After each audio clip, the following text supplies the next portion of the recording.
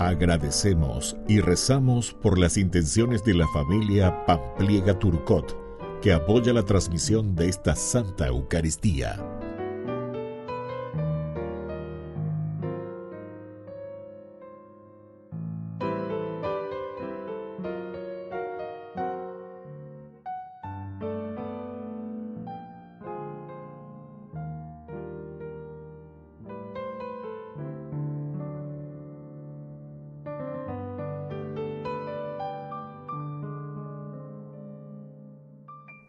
Queridos hermanos, bienvenidos a nuestra celebración. Santos Andrés King, Pablo Chon y compañeros mártires. Estos mártires coreanos sufrieron la persecución contra la Iglesia que se desató en este país entre el año 1810 y 1840. Fue una persecución sumamente violenta. Pablo Chon era un laico y Andrés King había sido ordenado sacerdote un año antes. A pesar de estas persecuciones, la evangelización en Corea continuó, fundamentalmente con laicos y sacerdotes llegados desde Japón.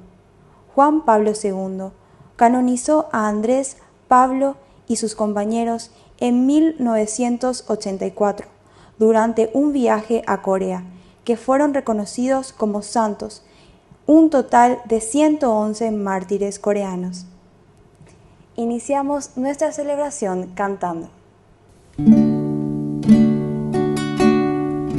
Reunidos en el nombre del Señor, que nos ha congregado ante su altar, celebremos el misterio de la fe, bajo el signo del amor y la unidad. Celebremos el misterio de la fe, bajo el signo del amor y la unidad. En el nombre del Padre, y del Hijo, y del Espíritu Santo. Amén. Que la gracia de nuestro Señor Jesucristo, el amor del Padre y la comunión del Espíritu Santo estén con todos ustedes. Y con tu espíritu. Queridos hermanos, iniciamos hoy nuestra Eucaristía y recordamos a estos hermanos nuestros mártires, San Andrés y compañeros. Pidamos por intercesión de estos santos, también por nuestros jóvenes en este mes de septiembre, mes de la juventud. Y al mismo tiempo encomendamos bajo la protección de San Miguel Arcángel el mes de septiembre. Y pidamos que la Biblia, la palabra de Dios, que estamos también recordando durante todo este mes de septiembre, nos anime y conduzca nuestro caminar y nuestra vida hacia el proyecto que Dios quiere para cada uno de nosotros. Al iniciar nuestra Eucaristía nos reconocemos pecadores.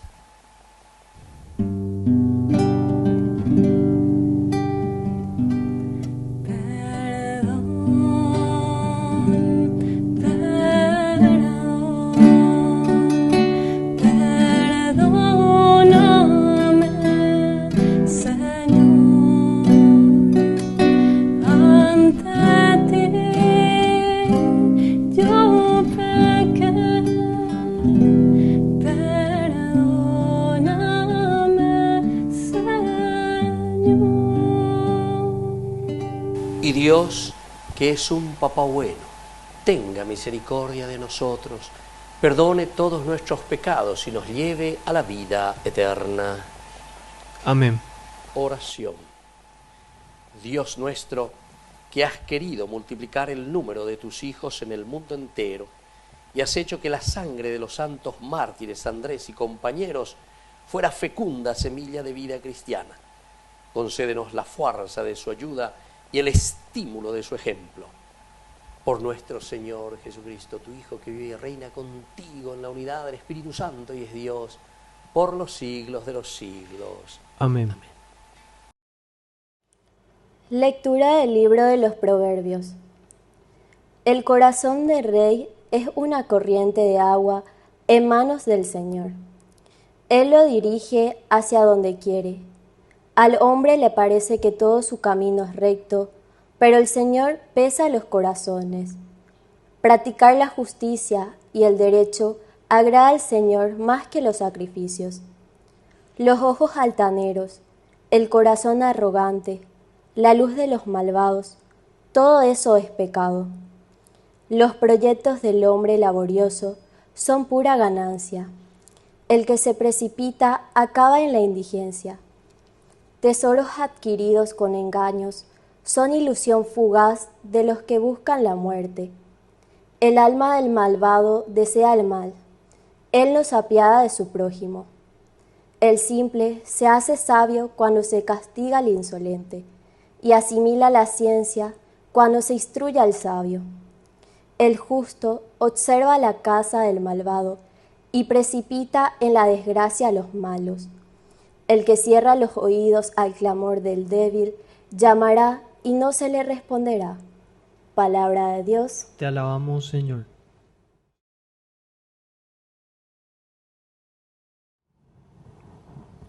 Condúceme por la senda de tus mandamientos, Señor. Condúceme por la senda de tus mandamientos, Señor. Felices los que van por buen camino intachable, los que siguen la ley del Señor. Instrúyeme en el camino de tus leyes, y yo meditaré tus maravillas. Condúceme por la senda de tus mandamientos, Señor.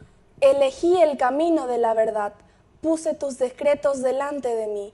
Instrúyeme para que observe tu ley y la cumpla de todo corazón. Condúceme por la senda de tus mandamientos, Señor. Condúceme por la senda de tus mandamientos, porque en ella tengo puesta mi alegría. Yo cumpliré fielmente tu ley, lo haré siempre, eternamente. Condúceme por la senda de tus mandamientos, Señor.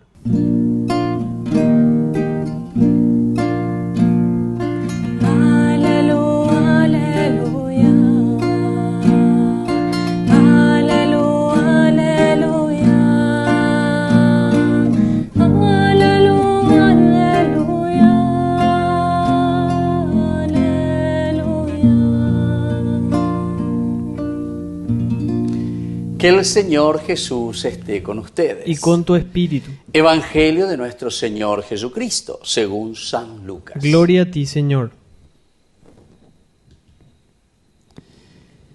La madre y los hermanos de Jesús fueron a verlo, pero no pudieron acercarse a causa de la multitud.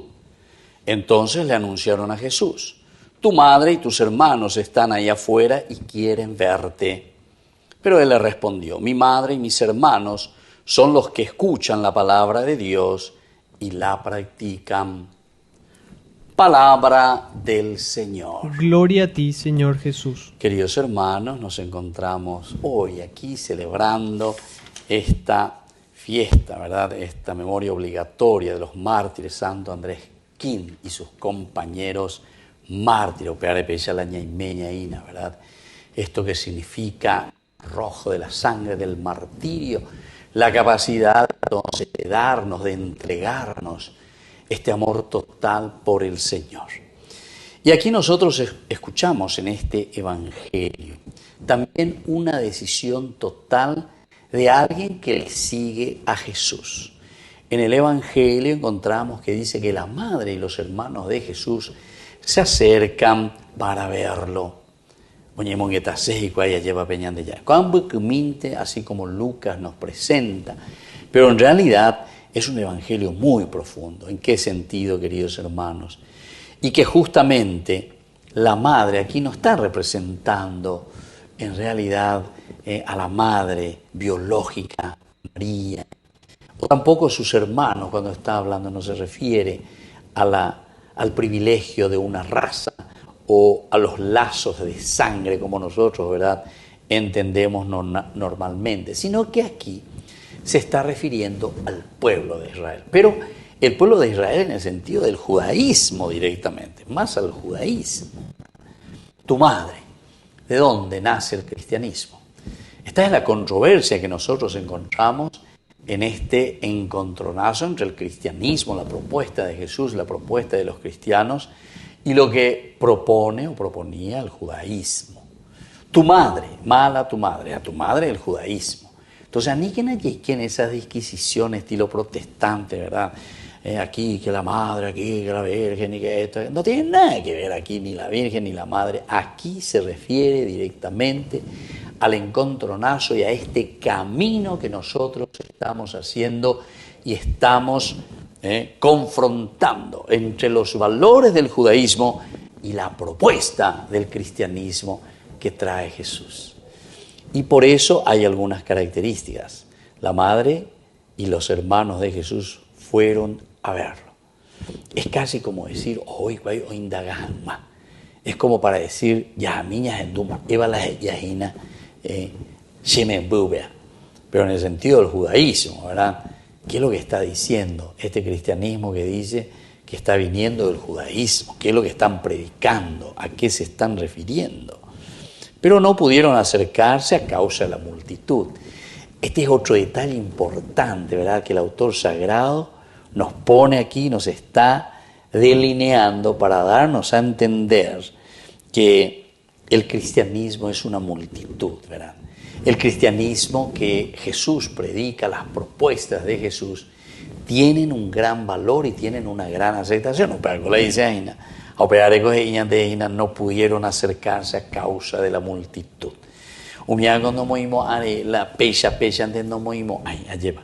O moita porque tiene su impacto para decir que la propuesta de Jesús es válida, que la propuesta de Jesús que trae en su evangelio hace que la gente, ¿verdad?, venga, se agolpe, quiera escuchar, quiera entender, porque a ver, la judaísmo, mi hermano Güera, son los judíos en síntesis, son los que pertenecen a las sinagogas, son los que pertenecen a este camino del judaísmo, y entonces no pueden acercarse a causa de la multitud, el evangelio, la buena noticia. Todos estamos queriendo escuchar y todos estamos atentos, no queremos anquilosarnos, no queremos quedarnos como justamente nos está presentando la situación del judaísmo y de sus hermanos. Entonces le anunciaron a Jesús, tu madre y tus hermanos están ahí afuera y quieren verte. Aquí tenemos que subrayar desde este punto de vista la palabrita están ahí afuera. Están ahí afuera. No. El estar afuera quiere decir que no están dentro del camino del cristianismo, que no están dentro de la propuesta de Jesús, que no están dentro de esta novedad de vida. Cristo, novedad de vida. Cristo, añande allí, añande pusieron hanguaisa, añande no es hanguaisa, añande muy hanguaisa, upvp tenonte, alleva, ya popona hanguaisa, añande rape. Y entonces están afuera. ¿Se acuerdan que hay muchos otros pasajes? Lucas también, capítulo 15. Aquí nosotros estamos capítulo 8, pero en la parábola del hijo pródigo encontramos el hermano, después de que haya llegado el hijo pródigo, el hijo menor, que el padre lo ha recibido, le vistió con el manto, con el anillo de oro, con la sandalia a los pies, todo esto. El hermano que llega, escucha la fiesta, ando y cuál se invade, ahí está. El judaísmo, y justamente el hijo mayor está representando también al judaísmo, y está ahí afuera y no quiere entrar. Doy cuál se invade, doy ya se la lleva. ¿A quién? A sus hermanos. No acepta el evangelio de Jesucristo, no acepta la novedad de vida, la novedad que es Jesucristo. Y entonces tu madre y tus hermanos, es decir, un grupo del judaísmo que no quiere entrar, que no quiere ver, que no quiere hablar. Y por eso están afuera. Pero quieren saber lo que pasa.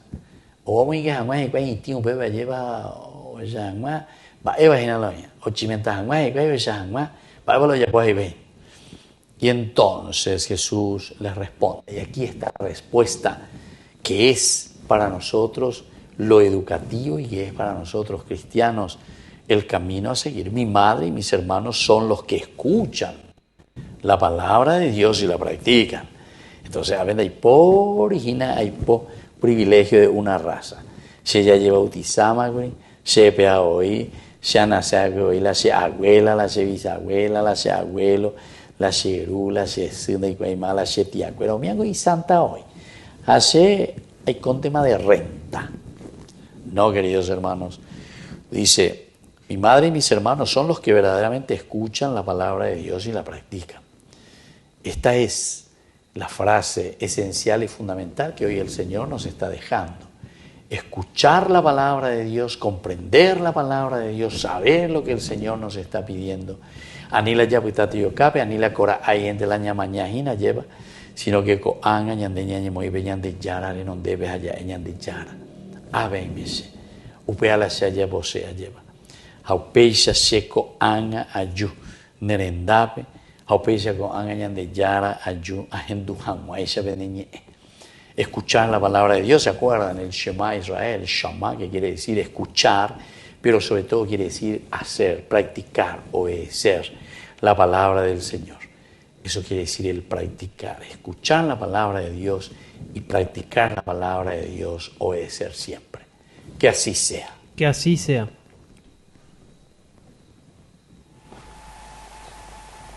Presentemos al Señor todas nuestras intenciones.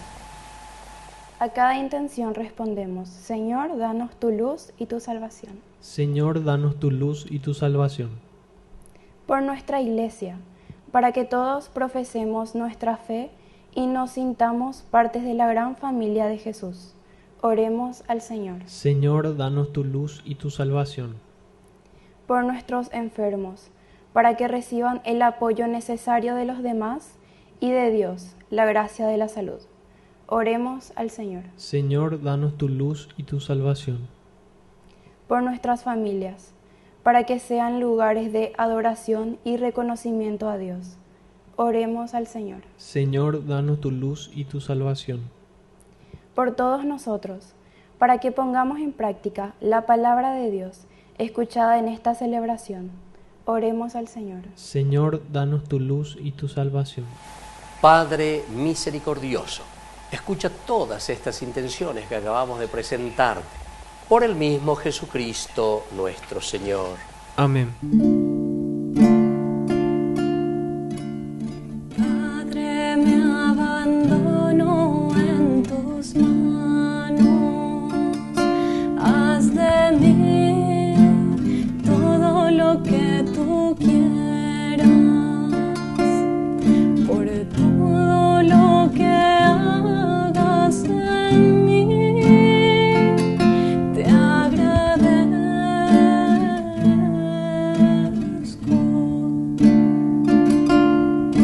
Estoy dispuesto a todo, todo lo acepto, tan solo que tu voluntad se haga en mí y en todas tus criaturas. No deseo nada más, Dios mío.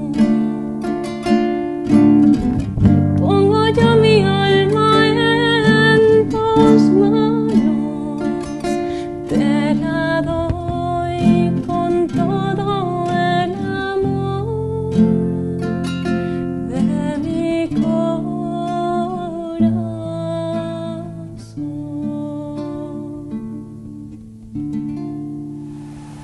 Bendito seas, Señor, Dios del universo, por este pan, fruto de la tierra y del trabajo del hombre que recibimos de tu generosidad y ahora te presentamos.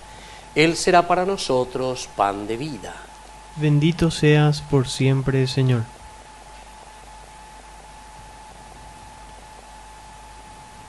Bendito seas, Señor, Dios del universo, por este vino, fruto de la vida y del trabajo del hombre que recibimos de tu generosidad y ahora te presentamos. Él será para nosotros bebida de salvación. Bendito seas por siempre, Señor.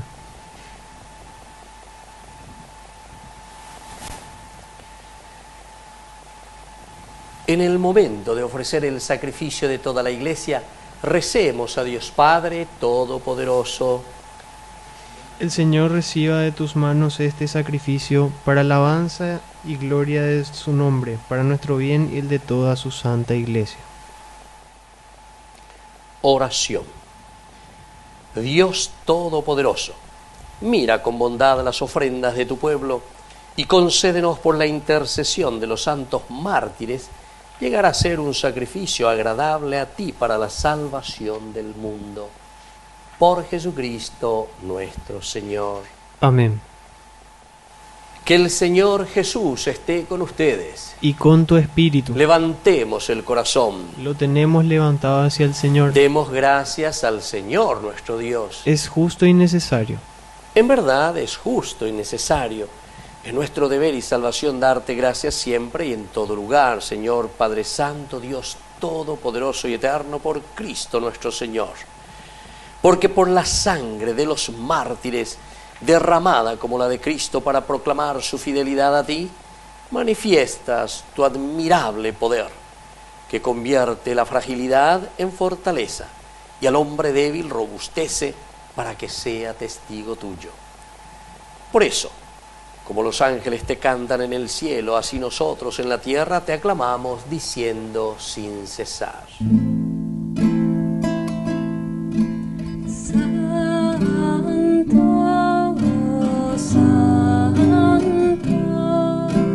Santo es el Señor, Dios del universo, llenos están el cielo y la tierra de su gloria. Hosana, Hosana, Hosana, Hosana. En el cielo, Hosana, Hosana, Hosana. En el cielo, bendito el que viene en nombre del Señor. Hosana en el cielo, Hosana. Hosana, Hosana, Hosana en el cielo. Santo eres en verdad, Señor, fuente de toda santidad. Por eso te pedimos que santifiques estos dones con la fusión de tu Espíritu, de manera que sean para nosotros el cuerpo y la sangre de Jesucristo nuestro Señor. Él mismo, cuando iba a ser entregado a su pasión voluntariamente aceptada, tomó pan. Dándote gracias, lo partió y lo dio a sus discípulos diciendo: tomen y coman todos de él, porque esto es mi cuerpo que será entregado por ustedes.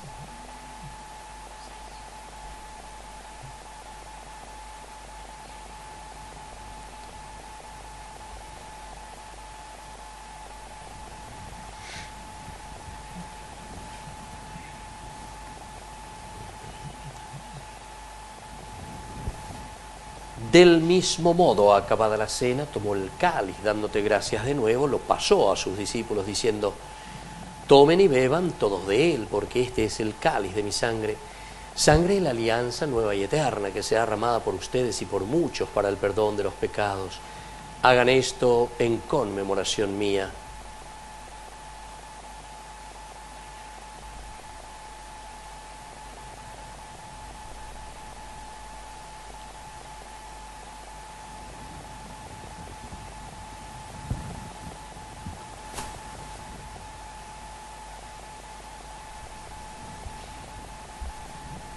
Queridos hermanos, este es el sacramento de nuestra fe. Anunciamos tu muerte, proclamamos tu resurrección. Ven, Señor Jesús. Así pues, Padre, al celebrar ahora el memorial de la muerte y resurrección de tu Hijo, te ofrecemos el pan de vida y el cáliz de salvación. Y te damos gracias porque nos haces dignos de servirte en tu presencia. Te pedimos humildemente que el Espíritu Santo congregue en la unidad a cuantos participamos del cuerpo y sangre de Cristo. Acuérdate, Señor, de tu iglesia extendida por toda la tierra, con el Papa, con nuestro obispo, con todos los que cuidan de tu pueblo, llévala a su perfección por la caridad. Y te pedimos, Señor, que te acuerdes de nuestros hermanos que se durmieron en la esperanza de la resurrección, de todos los que han muerto en tu misericordia, admítelos a contemplar la luz de tu rostro.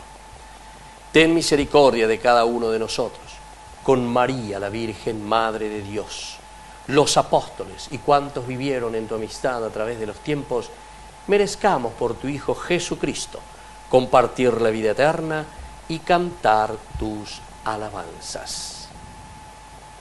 Por Cristo, con Él y en Él, a ti, Dios Padre omnipotente, en la unidad del Espíritu Santo, todo honor y toda gloria por los siglos de los siglos. Amén. Y ahora, queridos hermanos, con mucha fe y con mucha confianza, vamos a decir la oración que Jesús nos ha enseñado. Padre nuestro, que estás en el cielo, santificado sea tu nombre. Venga a nosotros tu reino. Hágase tu voluntad en la tierra como en el cielo. Danos hoy nuestro pan de cada día. Perdona nuestras ofensas, como también nosotros perdonamos a los que nos ofenden. Y no nos dejes caer en la tentación, y líbranos del mal. Líbranos, Señor, de todos los males. Concédenos la paz en nuestros días, para que, ayudados siempre por tu gran amor y misericordia, vivamos libres, protegidos contra toda perturbación, mientras esperamos la gloriosa venida de nuestro Salvador Jesucristo. Tuyo es el reino, tuyo es el poder y la gloria por siempre, Señor. Señor Jesucristo, que dijiste a tus apóstoles y hoy nos dices a nosotros: mi paz les dejo, mi paz les doy. No tengas en cuenta nuestros pecados, sino la fe de tu iglesia. Y conforme a tu evangelio, concédele la paz y la unidad, tú que vives y reinas por los siglos de los siglos. Amén. Que la paz del Señor esté siempre con ustedes. Y con tu espíritu.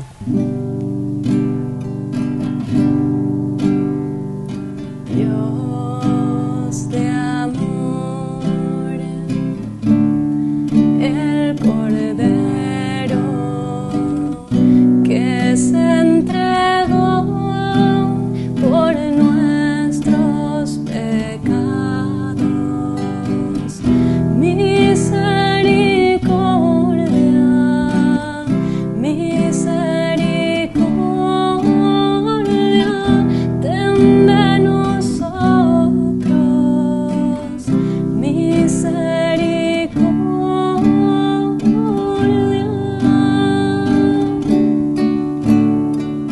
Dios de amor,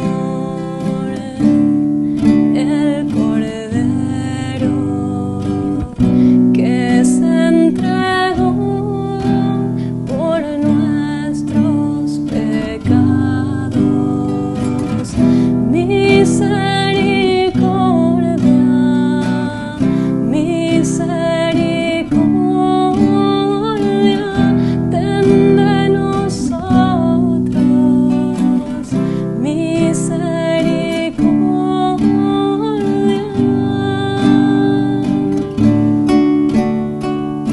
Dios de amor, el Cordero que se entregó por nuestros pecados. Danos tu paz, Señor, danos tu paz, danos tu paz, Señor, danos tu paz, Señor. Queridos hermanos, este es el Cordero de Dios que quita el pecado del mundo. Dichosos somos nosotros los invitados a la cena del Señor. Señor, no soy digno de que entres en mi casa, pero una palabra tuya bastará para sanarme. El cuerpo y la sangre de Cristo nos guarden a todos para la vida eterna. Amén. Oración de comunión espiritual.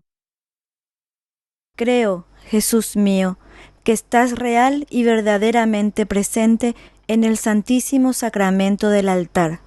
Te amo sobre todas las cosas y deseo recibirte en mi alma.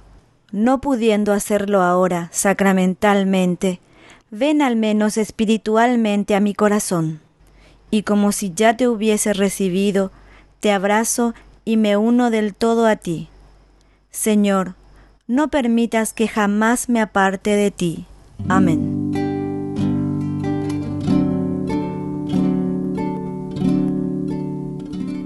Los lirios del campo y las aves del cielo no se preocupan porque están en mis manos. Tené confianza en mí, acá estoy junto a vos. Ama lo que sos y tus circunstancias. Estoy con vos, con tu cruz en mi espalda. Todo terminará bien, yo hago nuevas todas las cosas. Yo vengo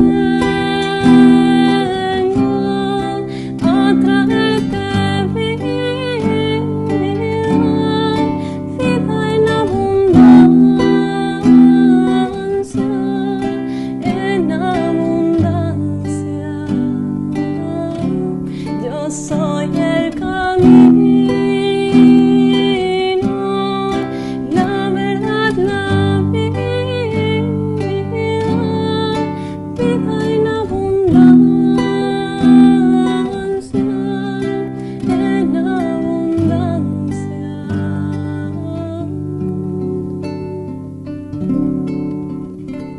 No hice al hombre para que esté solo.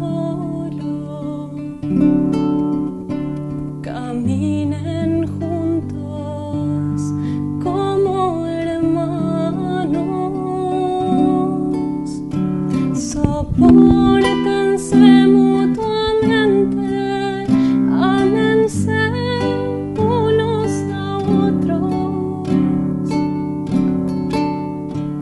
La felicidad de la vida eterna empieza conmigo en la tierra.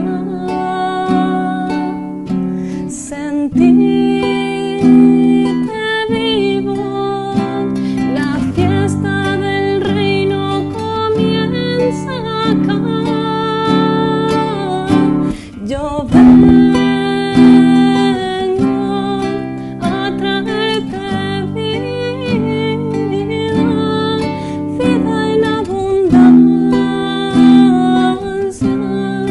en abundancia. Yo soy el camino, la verdad, la vida en abundancia, en abundancia.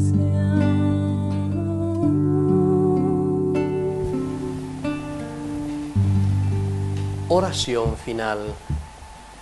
Alimentados con el pan de los fuertes, te suplicamos, Padre, en la celebración de los santos mártires, que unidos firmemente a Cristo trabajemos en la Iglesia por la salvación del mundo entero. Por Jesucristo nuestro Señor. Amén. Que el Señor Jesús esté con ustedes. Y con tu espíritu. Y que la bendición de Dios omnipotente, el Padre, el Hijo y el Espíritu Santo descienda sobre cada uno de ustedes y permanezca para siempre. Amén. Y ahora, queridos hermanos, nos dirigimos a nuestra mamita, la auxiliadora de todo cristiano. Dios te salve María, llena eres de gracia. El Señor es contigo, bendita tú eres entre todas las mujeres, y bendito es el fruto de tu vientre Jesús. Santa María, Madre de Dios, ruega por nosotros pecadores, ahora y en la hora de nuestra muerte. Amén. Hemos celebrado esta Eucaristía. Podemos retirarnos en la paz del Señor. Demos gracias a Dios. Y que tengan un hermoso día. Que Dios les bendiga a todos.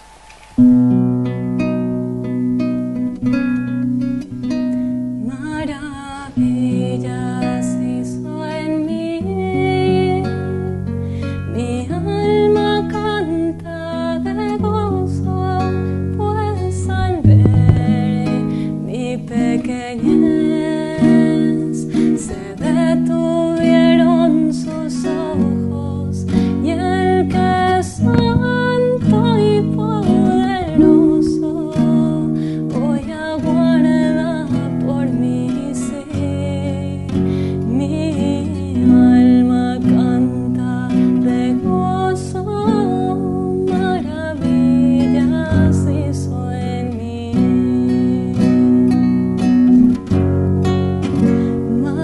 Maravillas hizo en mí, del alma brota mi canto, el Señor me ha amado más que a los lirios del campo, por el Espíritu Santo, Él habita hoy en mí. No cese nunca mi canto, maravillas hizo en mí.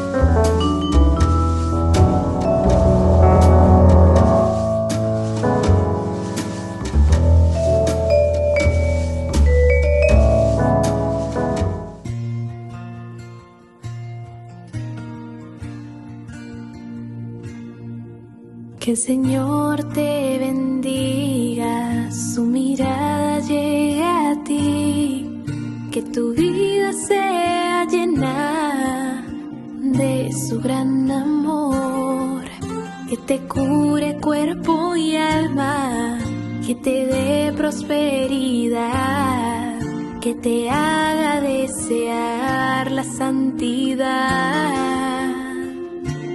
Yo le alabo por tu vida, maravillas se hizo en ti. Eres una bendición, hecha imagen de Dios. Que María sea tu guía hacia su Hijo Jesús. Que la Santa Eucaristía sea centro de tu vida, el camino hacia Dios.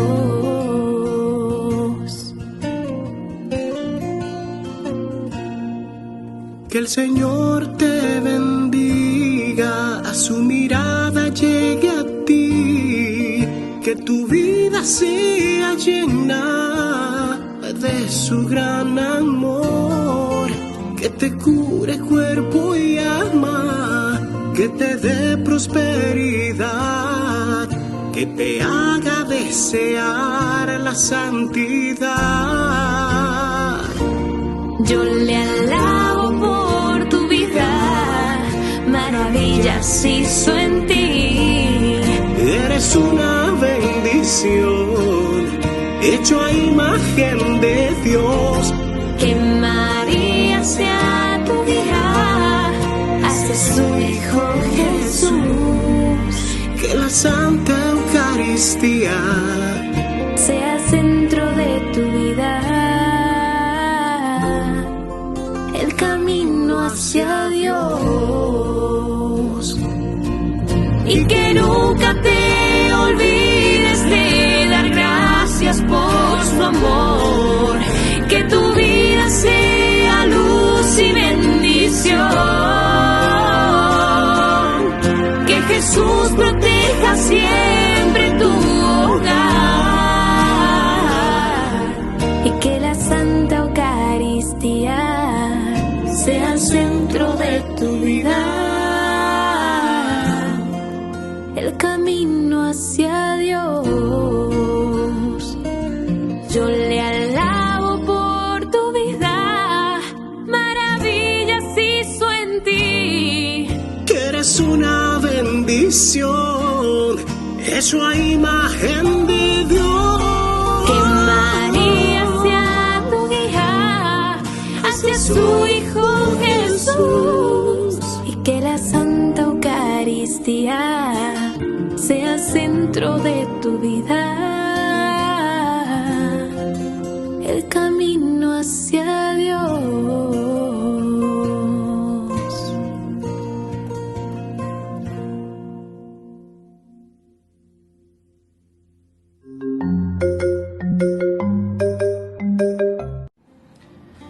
Hay una pregunta muy importante para todo católico que es necesario tener claro. ¿Cómo reconocer si una Biblia es católica o no es católica? Esta pregunta me la han hecho llegar muchas veces por distintos medios y hoy quiero detenerme a responder esta cuestión presentando 5 cosas fundamentales que nos ayudarán a distinguir una Biblia católica de una que no lo es.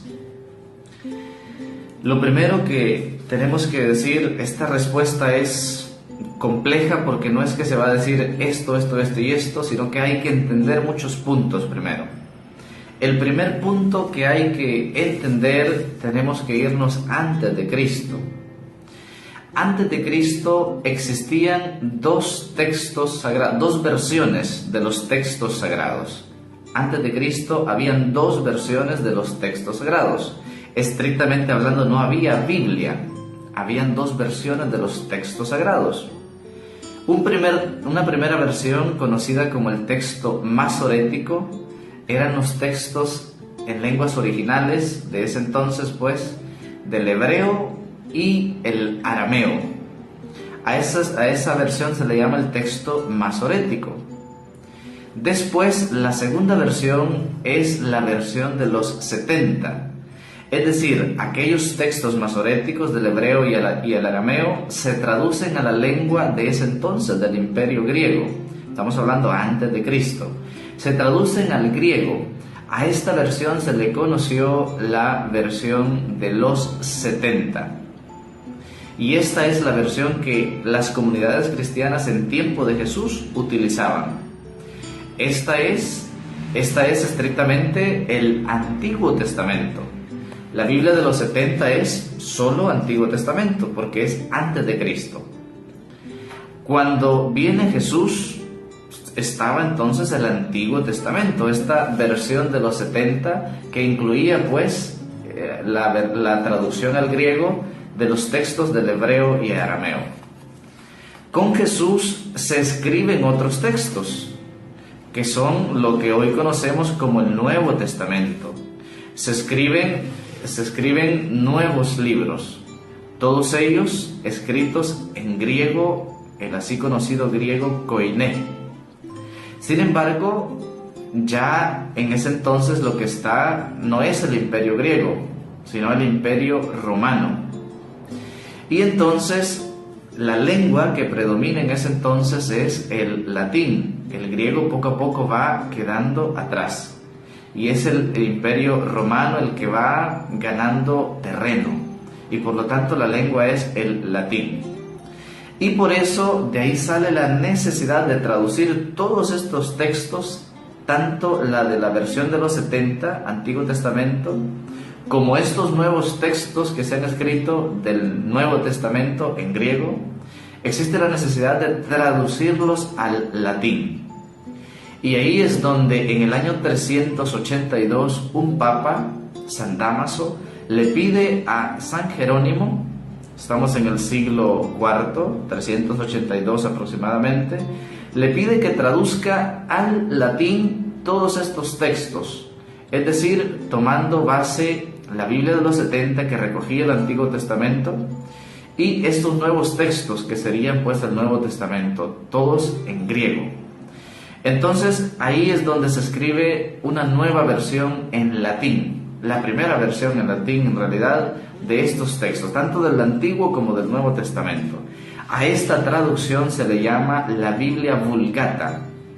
En latín, vulgo significa pueblo. Entonces la Biblia Vulgata es la primera Biblia en latín, en la lengua pues del pueblo, la lengua de ese entonces, el latín. Es decir, estrictamente hablando, la primera Biblia, la Biblia Vulgata es como la primera Biblia así ya completa, Antiguo y Nuevo Testamento. Es el conjunto pues de todos los textos sagrados. Y de esta Biblia, ¿por qué les menciono esto? La Biblia Vulgata es muy importante porque es de acá, de donde se toman todas las futuras traducciones. Por eso quise hacer este resumen, esta introducción. Biblia Vulgata recoge el texto masorético más el texto de los 70 más los nuevos textos escritos después de Cristo, lo que es el Nuevo Testamento. Todo esto se recoge en esta versión, la Biblia Vulgata. Y de esta Biblia Vulgata se toman la mayoría de las nuevas traducciones. Por eso es importante mencionar la Biblia Vulgata. Ahora bien, ahí está el punto. No solo existe este es el idioma latín, siglo IV, pero después el Imperio Romano cayó. Y por lo tanto van surgiendo ya nuevas lenguas, nuevos países, en fin. Después entonces el latín empieza a quedar atrás. Y ahí es donde viene la necesidad de hacer traducciones en lenguas vernáculas, es decir, la traducción a los distintos idiomas, español, inglés, francés, portugués, etc. Y ahí es donde viene la pregunta, ¿cómo reconocer si una Biblia es adecuada al texto original? Es decir, a la Vulgata o en su defecto a la Biblia de los 70 o texto masorético. Y ahí está el punto porque hay muchas versiones, muchas traducciones a partir de la Biblia Vulgata. El fundamento que debemos tomar y la clave la encontramos en el Código de Derecho Canónico, en el numeral o en el canon, mejor dicho, 825. Tengamos entonces como base Biblia Vulgata, siglo IV, San Jerónimo, Papa Dámaso. Bien, el canon 825 dice lo siguiente: los libros de la Sagrada Escritura solo pueden publicarse si han sido aprobados por la sede apostólica o por la conferencia episcopal. Asimismo, para que se puedan editar las traducciones a la lengua vernácula, se requieren que hayan sido aprobadas por la misma autoridad. Este canon es básico, el 825. Está diciendo que si alguien quiere traducir de la Biblia Vulgata a un idioma, por ejemplo, español, francés, inglés, estos textos tienen que ser aprobados para que sean realmente católicos. De lo contrario, puede ser una traducción que traicione el texto original. Tienen que ser aprobadas. Ese es el segundo punto, canon 825. El tercer punto entonces es cómo saber si un texto ha sido o no aprobado. Cómo saber si un texto es fiel o no al original. Hay dos cositas que hay que prestar atención para estar seguros de este detalle. Y es que en toda Biblia siempre tenemos que revisar las primeras páginas. Las primeras páginas deben contener dos elementos para saber si una Biblia es católica. El primer elemento es uno que se llama nil osta. Son expresiones en latín, que significa que no hay ningún obstáculo para que se pueda imprimir. Entonces lo primero que debe contener una Biblia católica es el nil osta, que no hay ningún impedimento para su divulgación. Segundo elemento es el imprimatur, o en algunos otros textos se dice imprimi potest, es decir, que no hay ningún impedimento para que se imprima. Ya ha sido revisada la traducción, se puede imprimir y divulgar. No hay obstáculo y se puede imprimir. Esos dos elementos se deben revisar en toda Biblia católica. Y toda Biblia católica debe tenerlos. De no tener estos dos elementos, no es católica. Y esto es lo que vemos, les muestro acá, por ejemplo, esta es la Biblia latinoamericana, que ya me voy a detener un poquito más adelante. La Biblia latinoamericana, por ejemplo, aquí tiene esos elementos. Ahí está el nil osta y aquí abajo aparece el imprimatur, es decir, una autoridad eclesiástica. Se los leo porque en la pantalla difícilmente se nota muy bien.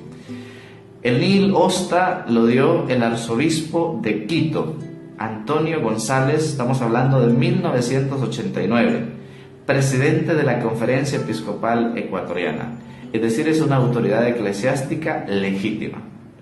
Luego el imprimatur lo dio Manuel Sánchez, arzobispo de Concepción, Chile. Toda Biblia católica debe tener esta información. Está en las primera, segunda o tercera página. Hay un sello de ese obispo que autoriza. Si no tiene ese elemento del nil osta o el imprimatur, hay que desconfiar de esa versión porque no es una versión autorizada, no es una versión revisada. Entonces vemos que toda traducción católica es una traducción y revisión hecha con profunda seriedad, que pasa por un proceso de revisión y luego de autorización para que se publique.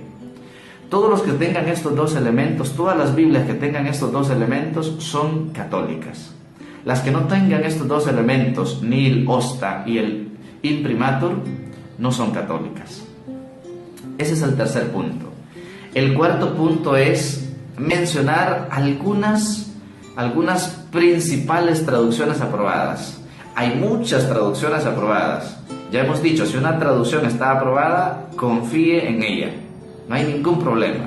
Ha sido revisada y aprobada. Por lo tanto, puede usarla. Es católica. Hay muchísimas traducciones aprobadas. Les menciono las principales. Por ejemplo, una de las primeras traducciones católicas aprobadas fue una que se llama Nácar Colunga, que se hizo en 1944. Y esta tiene la particularidad que la traducción se hizo desde las lenguas originales, hebreo, arameo, griego y latín. Entonces es una traducción muy fiel a la original y es aprobada por la Iglesia, la Nácar Colunga. Otra traducción muy mencionada y que es muy buena es la Biblia de Jerusalén, que la primera edición se hizo en 1967. Tiene también estas características del nil osta y el imprimatur. Es una Biblia católica.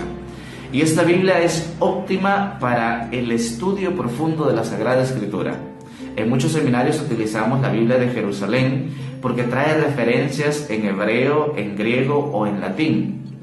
Y por lo tanto, una persona que tenga al menos nociones de estas lenguas puede entender más o menos, sobre todo las notas al pie de página. Es una Biblia sobre todo para el estudio profundo de ella. Es una Biblia muy recomendada, la Biblia de Jerusalén. La traducción y la revisión hechas con mucha seriedad. Luego hay una traducción que es de hecho la que les mostré, les diré por qué lo he hecho a propósito. Muestro esta Biblia. Es la Biblia latinoamericana. La primera edición se sacó en 1972. Como el nombre lo dice, es la Biblia latinoamericana, es decir, tipo popular, adaptada a los distintos tipos de lenguaje que se utilizan en Latinoamérica. Latinoamérica, dicho sea de paso, es todos aquellos países en donde se hablan idiomas provenientes del latín, Latinoamérica. Y entonces esta Biblia está hecha o está adaptada a todos esos distintas particularidades de estos países que componen Latinoamérica. Esta Biblia se utiliza en muchos seminarios, se utiliza para grupos de catequesis, los catequistas lo utilizan muchísimo, se utiliza, por ejemplo, en muchas comunidades. Es totalmente católica.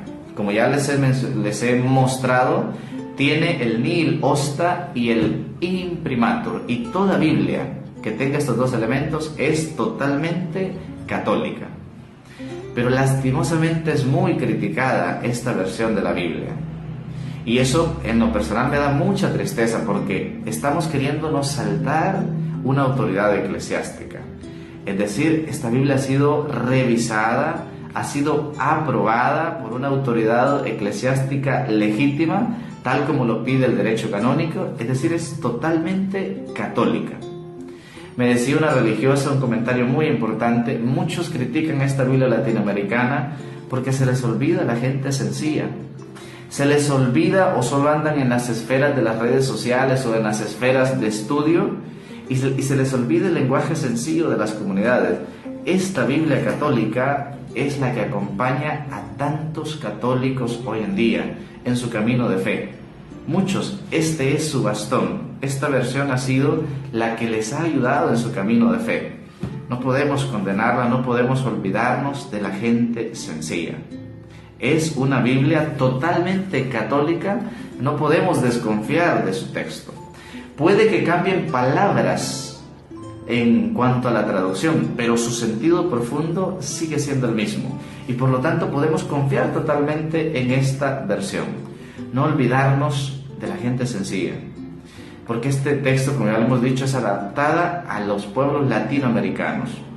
Criticarla o desaconsejarla es quererse saltar la autoridad de la Iglesia, es quererse saltar el magisterio de la Iglesia. Si tiene el nihil osta y el imprimatur, es católica, punto. También hay otras versiones que solo las menciono: la Biblia del Peregrino, por ejemplo, la Biblia de Navarra, la Biblia católica para jóvenes. Todas son aprobadas, adaptadas a un ambiente, adaptadas a un contexto específico, pero esto es básico: si tiene nihil osta y el imprimatur, son totalmente católicas, no podemos desconfiar de ellas. Este es el punto 4. Y el punto número 5 es la principal diferencia entre Biblias católicas y Biblias protestantes. Y ya voy a ir concluyendo porque me estoy alargando demasiado. La Biblia católica tiene 73 libros, la Biblia protestante tiene 66. La Biblia católica tiene 73, 46 libros del Antiguo Testamento y 27 libros del Nuevo Testamento. Si usted quiere ver si una Biblia es católica, revise el número de libros, además de estos detalles que ya he mencionado. ¿Por qué una tiene más y una tiene menos? No es que a una le sobren, no es que a la que tiene 73, la católica, le sobren, es que a las demás Biblias protestantes les faltan. De hecho, les quitan 7 libros. Las protestantes solo tienen 66 libros. Es curioso, fíjense este dato, es curioso que los 7 libros que quitan los protestantes, es curioso porque en esos libros hay doctrinas que ellos no quieren aceptar, o no pueden aceptar, o no les conviene, y por eso estos libros han sido sacados. Son 7 libros, son los libros conocidos como apócrifos o deuterocanónicos. En otro video espero explicar este detalle. Ahorita solo menciono estos 7 libros que los protestantes excluyen: Tobías, Judith, Primera y Segunda de Macabeos, Sabiduría, Eclesiástico y Baruch.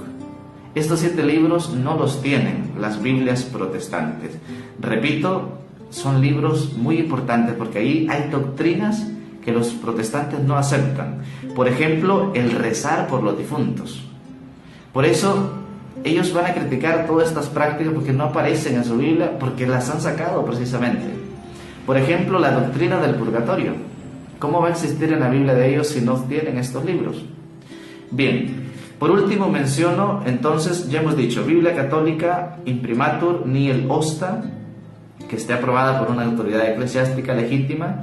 Número de libros 73. La principal versión protestante, también existen varias en su ámbito, pero la principal, la de ellos, es la Reina Valera. No es que una reina que existió que se llame Valera, sino que fueron 2 personajes, de hecho ex sacerdotes católicos, que tradujeron esta Biblia excluyendo estos libros antes mencionados. 2 personajes que sus apellidos eran Reina y el otro era Valera. Pusieron pues 66 libros, excluyendo 7 libros, estos que ya he mencionado. Yo creo que con estos datos podemos ya identificar entonces cuál es una Biblia católica. Les resumo nuevamente lo que he dicho, estos 5 puntos. Lo primero es entender que la primera Biblia, digamos así, que se tradujo al latín fue pues la Biblia Vulgata. A partir de esta se hacen todas las demás traducciones. Segundo punto, el Código de Derecho Canónico 825, en donde se dice: toda traducción tiene que ser revisada para que sea aprobada. Tercer punto, entonces, para asegurarnos de que esté revisada y aprobada, toda Biblia al inicio se debe revisar el nihil osta y el imprimatur, es decir, una autoridad eclesiástica que ha revisado los textos y los ha aprobado. Cuarto punto, mencionábamos las principales Biblias católicas aprobadas. Hay muchas. Toda Biblia, si tiene estos 2 elementos que he mencionado en el punto 3, son totalmente católicas y confiables. Y el quinto punto es recordar que la Biblia católica tiene 73 libros y la Biblia protestante 66. No es que a una les sobren, es que a las otras, lastimosamente, les faltan.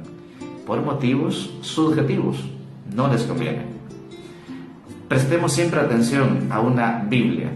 No es que entonces muchas veces sea mala por lo que tienen, es que son incompletas y les faltan muchos textos. Espero que quede claro este tema. Cualquier cosa pueden dejarlo en los comentarios. Yo trato de seguir pendiente de las distintas sugerencias que ustedes me hacen. Si aún no se han suscrito a este canal, háganlo para seguir recibiendo argumentos y respuestas como estas. Que el Señor les bendiga. Soy un sacerdote católico, soy el Padre Sam, sacerdote católico diocesano. Que Dios les bendiga. Pasen un excelente día.